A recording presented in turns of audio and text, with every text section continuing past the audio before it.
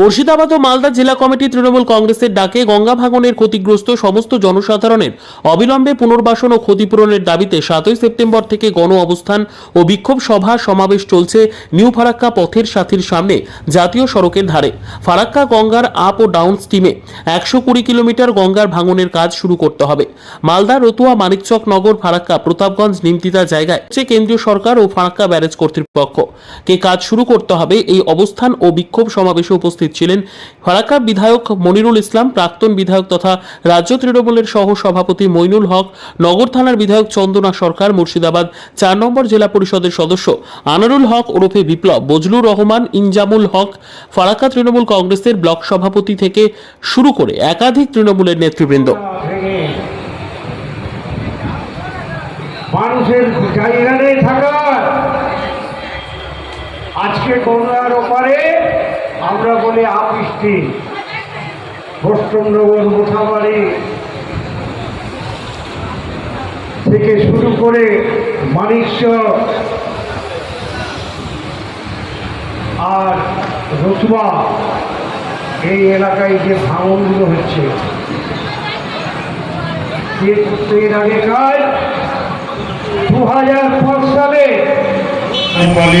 আঞ্জুমাদি এবং সকল তৃণমূল কংগ্রেসের প্রতিনিধি সকলকে জাতীয়তাবাদী অভিনন্দন জানিয়ে আমি কয়েকটি কথা বলতে চাই।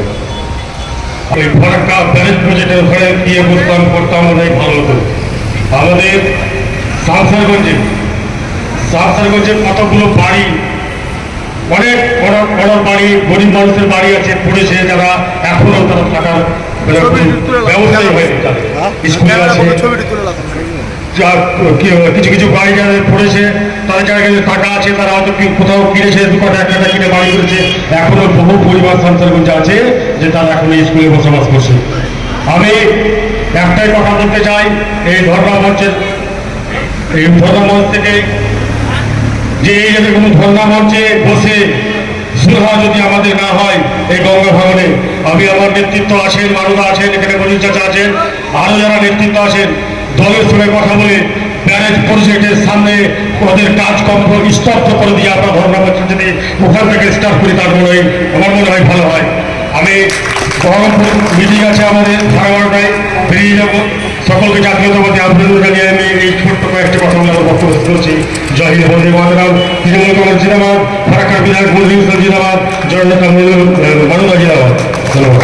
ধন্যবাদ আনারুল হক বিপ্লবকে আমাদের সামনে বক্তব্য রাখার জন্য। এবার আপনাদের সামনে বক্তব্য রাখবেন 1 নম্বর জেলা পরিষদের সদস্য আঞ্জুমান রাজি।